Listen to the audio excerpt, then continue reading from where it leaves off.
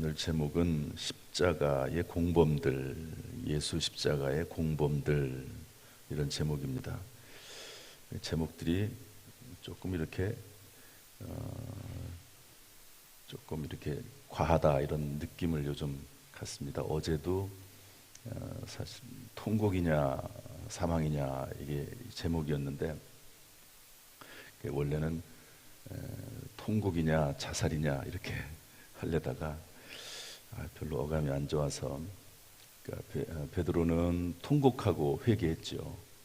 그러나 가룟 유다는 자살로 인생을 마감했잖아요. 어쨌든 예수님의 십자가 사건을 가운데 많은 사람들이 등장합니다. 예수님의 그 십자가 처형, 십자가 대속을 딱 가운데 놓고 많은 사람들, 제자들, 서기관들, 바리새인들, 또 구레네 시몬, 십자가 위에 달렸던 강도들, 주변에 참 많은 사람들이 있어요. 그 이야기들 하나하나가 다 중요합니다.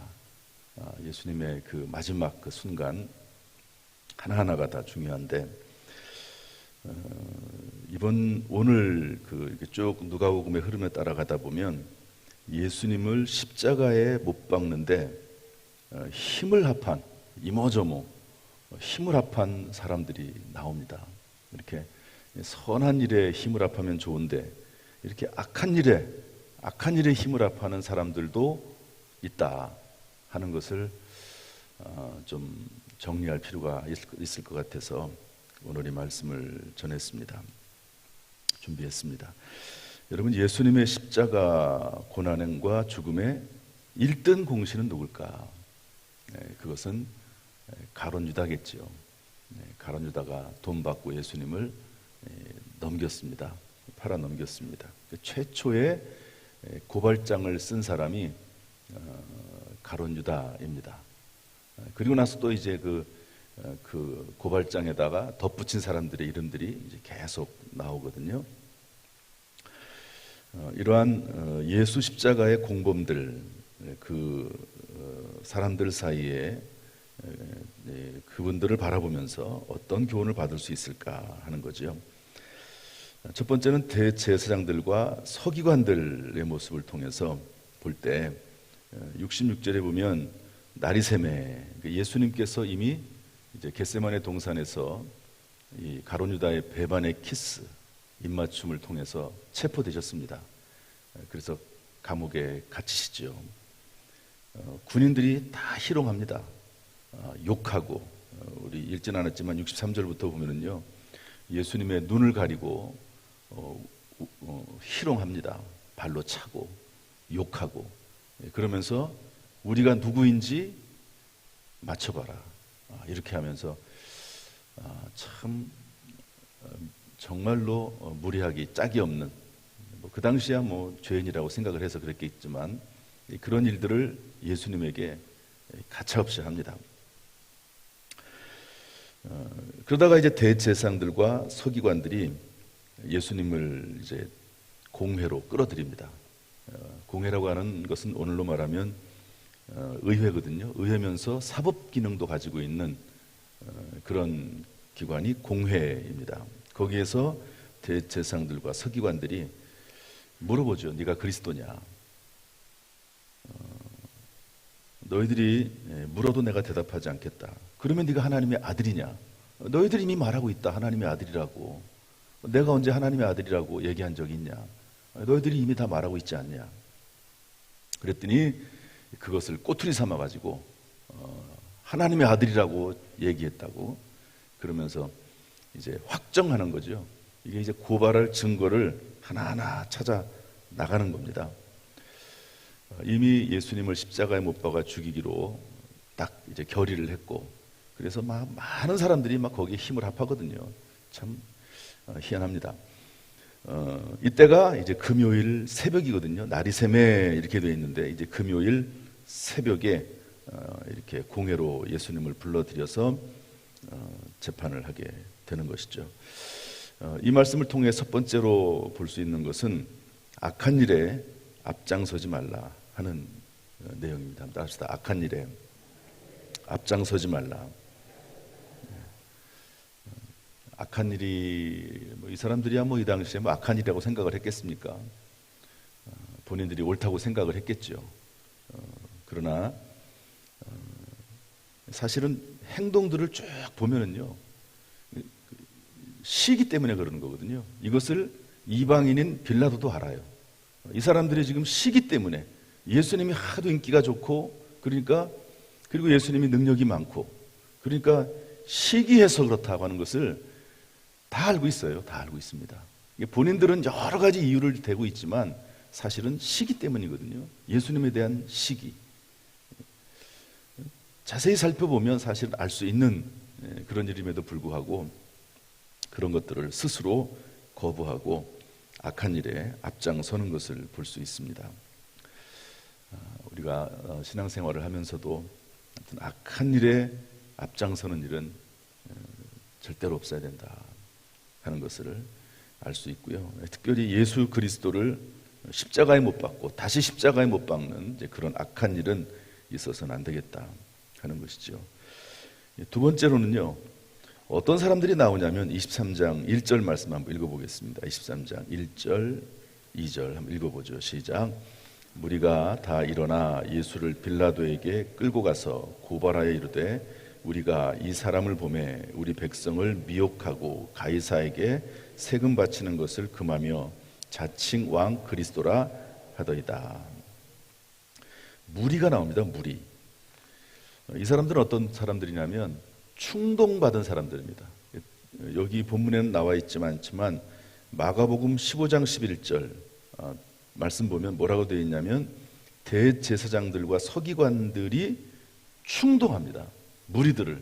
그래서 살인자인 바라바는 놔주고 명절이 되면 이제 이게 뭐랄까요? 사면 복권하는 그런 일이 우리나라도 이제 그런 게 있잖아요. 어느 나라마다 대통령에게 사면 복권할 수 있는 권한이 있습니다. 그런데 바라바를 놔줘라. 바라바를. 예수님 빌라도는 이제 바라바는 당연히 살인자니까 죽여야 되고 예수를 풀어주겠다. 예수를. 이 사람을 죽일 만한 이유가 없다. 그런데 대제사장들과 서기관들이 충동질해가지고 바라바는 놔주고 예수는 죽여라. 십자가에 못 박아라. 하는데 목소리를 높입니다.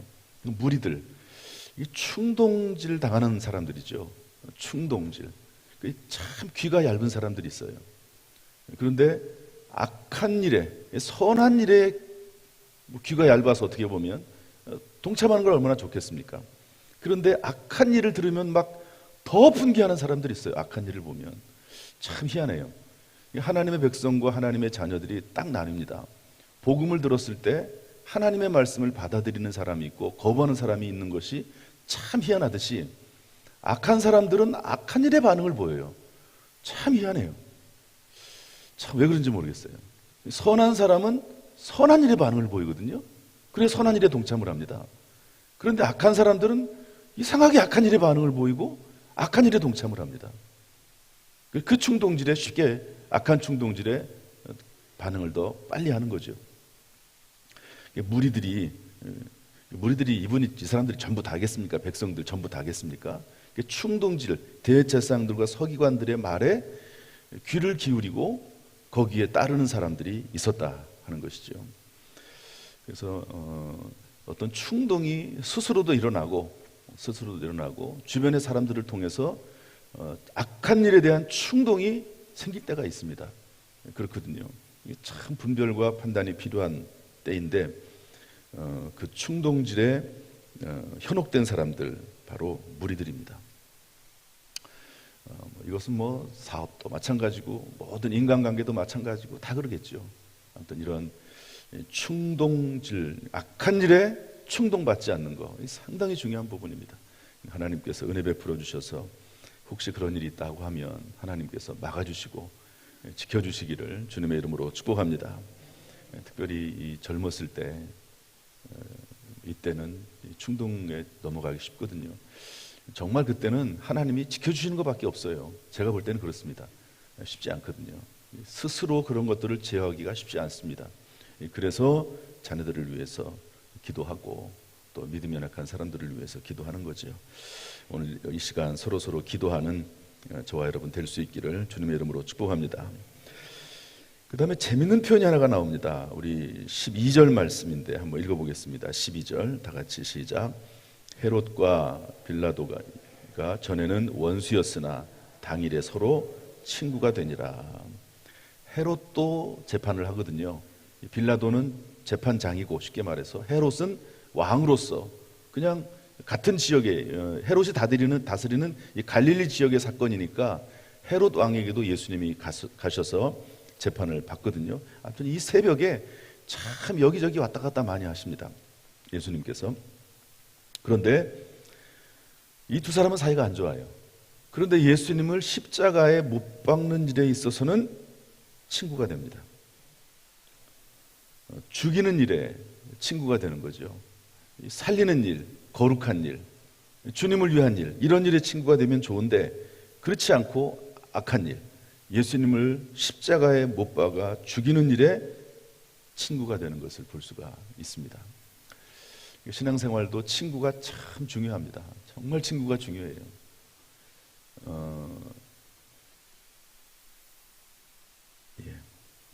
친구가 참 중요합니다.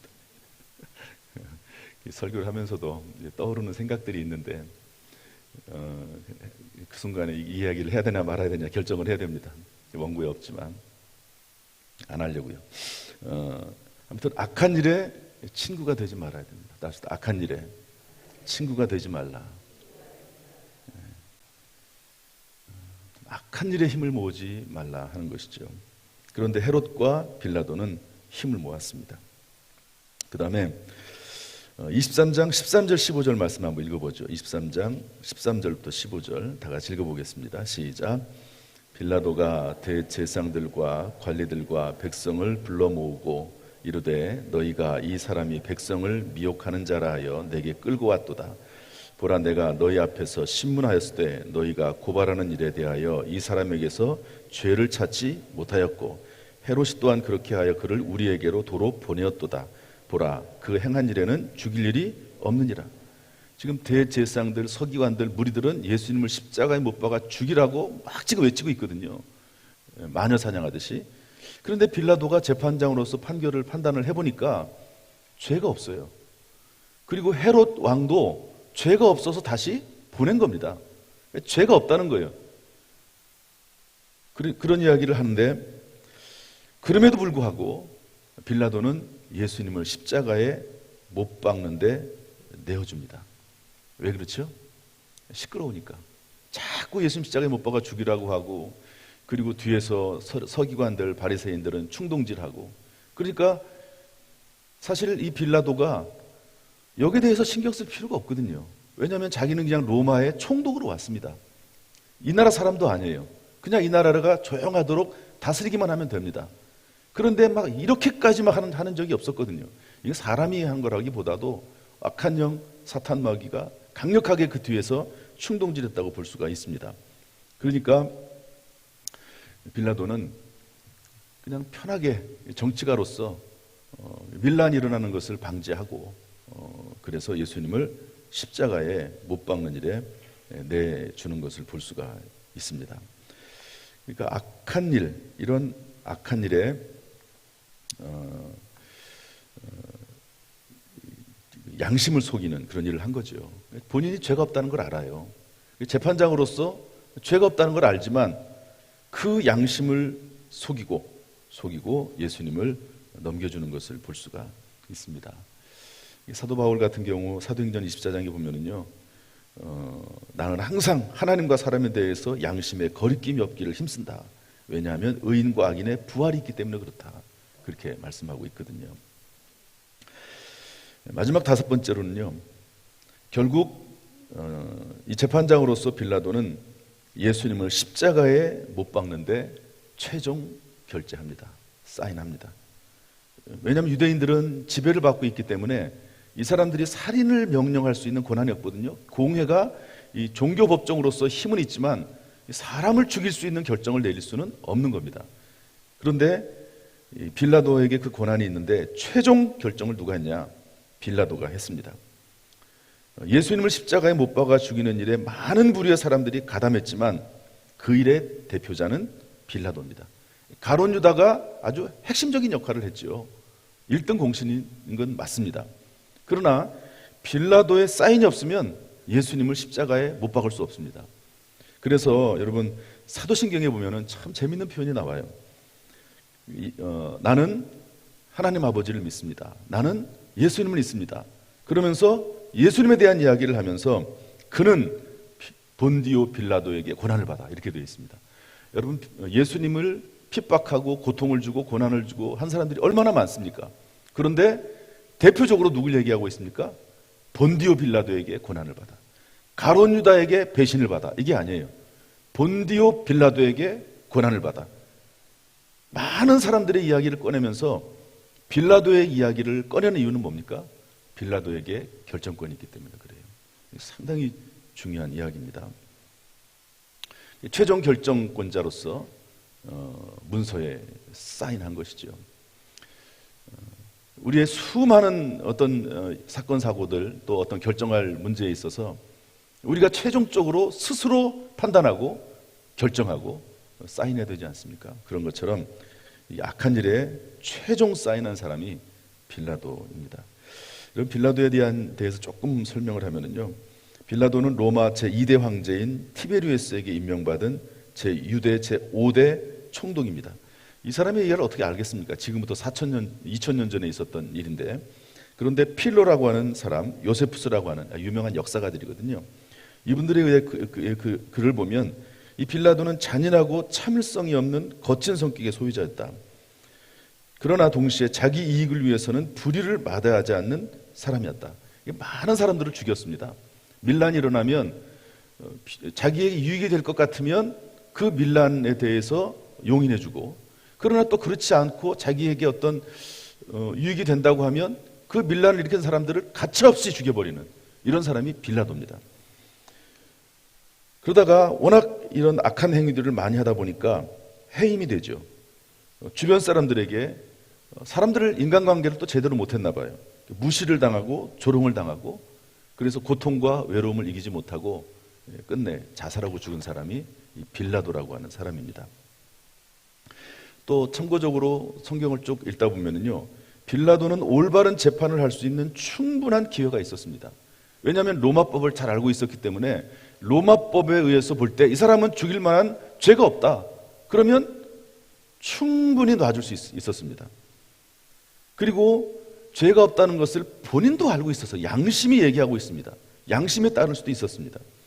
또 하나 어떤 얘기가, 재밌는 얘기가 나오냐면 마태복음 27장 19절 말씀 보면 이 빌라도가 재판석에 앉아있을 때 사람이 하나가 옵니다. 누구한테 사람이 오냐면 이 빌라도의 아내에게서 사람이 옵니다. 그래서 뭐라고 말하냐면 저 옳은 사람에게 아무런 상관하지 마십시오. 오늘 꿈에 내가 그 사람으로 인하여 애를 많이 태웠나이다. 그러니까 하나님께서 초자연적인 방법을 통해서 빌라도에게 얘기했어요. 로마법을 통해서도 얘기하고 그 사람의 양심을 통해서도 얘기하고 심지어는 꿈을 통해서도 초자연적인 방법을 통해서도 말씀을 했습니다. 충분히 하나님이 기회를 주셨어요. 충분히. 그럼에도 불구하고 자기 생각대로 하는 거죠. 그래서 기회가 충분히 있습니다. 그냥 모든 일이 갑자기 일어나는 것은 아니죠. 이전에 삼풍백화점 이렇게 무너진 적이 있었습니다. 그때 그냥 하루아침에 무너진 것이 아니라 수백 번, 수천 번의 조짐이 있었다. 그런 걸 또 이론적으로 쓰는 글도 있더라고요. 수백 번, 수천 번의 그런 조짐이 있었는데 다 무시한 거죠. 다 무시한 겁니다. 그래서 내가 어떤 일에 마음 최종 결정을 하느냐, 이 상당히 중요합니다. 제가 말씀을 준비하다 보니까 을사오적이 생각이 나더라고요. 1905년에 이완용과 5명의 그 당시에 재상이 있었습니다. 지금으로 말하면 국무위원이죠. 이 사람들이 을사조약에 서명합니다. 외국권이 박탈되는 그 일에 서명하지요. 식민지화가 시작하는 데 있어서 이완용은 나중에 총리가 되잖아요. 그렇게 나라를 팔아먹고 총리가 됩니다. 이런 사람들의 이름이 있습니다. 서명한 이름이 있고요. 그러나 1919년 얼마 지나지 않아서 3.1운동이 일어납니다. 그 3.1운동에 서명했던 민족 대표 33인이 있습니다. 그 이름들은 정말 복된 이름들이죠. 나라를 팔아먹는데 서명한 사람들이 있고, 그리고 나라를 살리고자 하는데 그 이름을 올린 사람들이 있는 것입니다. 우리 교회가 이제 70년사를 써요. 얼마 전에도 우리 70년사를 담당하는 장로님이 오셔가지고 이런저런 얘기를 나눴는데요. 글쎄 거기에 이름들이 어떻게 기록이 될지는 모르겠어요. 최대한 대로 완화시키든지 뭐 교회 안 좋은 일은 기록을 안 하려고 아마 애를 쓰겠죠. 그런데 어떤 교회는 보면은요, 70년사, 50년사를 쓰면서 그 이야기를 적나라하겠습니다. 그런 교회들이 있어요. 그런 교회들을 제가 이제 그 역사책을 보거든요. 다 기록이 남습니다. 하나님의 CCTV, 지금도 아마 비디오로 하나님을 다 촬영하고 계실 거야. 아마 여기 계신 분들 다 촬영, 누가 참석을 했나, 누가 이 고난 주간에 힘들지만 나와서 예배를 드리고 기도하나. 하나님께서 비디오 촬영하는 것은 상 주시기 위해서 촬영하는 것일 겁니다. 여러분, 선한 일에 그 이름을 올릴 수 있기를 주님의 이름으로 축복합니다. 할렐루야. 마지막 말씀 하나 읽고 마치겠습니다. 누가복음 12장 10절 말씀인데요. 누구든지 말로 인자를 거역하면 사하심을 받으려니와 성령을 모독하는 자는 사하심을 얻지 못하리라. 누구든지 말로 인자를 거역하면, 현대인의 성경에서는 나를 욕하는 자는, 그러니까 예수님을 욕하는 자는 용서를 받는데요. 참 예수님이 이런 말씀을 하셨습니다. 세번역 성경에는 뭐라고 되어 있냐면, 인자를 거슬러 말하는 사람은 사하심을 받으려니와. 예수님께서 이렇게 십자가를 지시고 엄청난 고통을 당하셨죠. 그런데 그럼에도 불구하고 이 사람들이 용서받을 수 있답니다. 그런데 성령을 거역하는 자는 용서를 못 받는데 왜 그럴까요? 성령은 안내자거든요. 예수님께로 안내하는 사람입니다. 그런데 그 성령을 거역하면 예수님께 갈 수가 없죠. 그러니까 용서받을 수 없겠죠, 당연히. 그런데 이렇게 흉악무도한 일을 했다 하더라도 주님에게 나오면 용서를 받는다 하는 것이 성경 말씀이고 복음입니다. 혹시 우리의 허물이나 죄악이 있다 할지라도 예수 그리스도 주님 앞에 늘 가까이, 더 가까이 나아가는 저와 여러분 될 수 있기를 주님의 이름으로 축복합니다. 예수님께서 십자가 지시고 죽으신 이유가 어디에 있습니까? 우리가 너무 뻔뻔스럽지만 그럼에도 불구하고 예수 그리스도께 더 가까이 나갈 때마다 하나님께서 우리의 죄를 용서하시고 예수 그리스도의 십자가의 보혈로 덮어주실 줄로 믿습니다. 오늘도 이 은혜가 감격되어 살아나가는 저 여러분 되기를 주님의 이름으로 축원합니다. 기도하겠습니다. 하나님 아버지, 예수님을 십자가에 못 박는데 협력한 공범들이 있습니다. 그럼에도 불구하고 주님께서는 사심을 받을 수 있다고 하신 말씀을 기억합니다. 늘 부족하지만 예수 그리스도 주님 앞에 나와서 무릎 꿇고 용서받고 새롭게 시작할 수 있는 우리 모두가 될 수 있도록 은혜 위에 은혜를 더하여 주옵소서. 이번 부활주일 예배를 통해서, 홈커밍 데이를 통해서 많은 영혼들이 주께로 다시 돌아오기를 원합니다. 이에 수고하고 기도하는 모든 성도들 영혼 육간에 힘과 지혜와 능력을 더하여 주시고 평안하게 하여 주옵소서. 예수님의 이름으로 축복하며 기도하옵나이다. 아멘. 이제는 우리 주 예수 그리스도의 은혜와 아버지 하나님의 무한하신 사랑과 성령님의 교통하심이 이 고난주간에 주의 전을 찾아와서 실시간을 통해서라도 주의 음성을 듣고 말씀 듣는 모든 성도들에게 지금부터 영원토록 순간순간마다 함께 하시기를 간절히 축원하옵나이다. 아멘.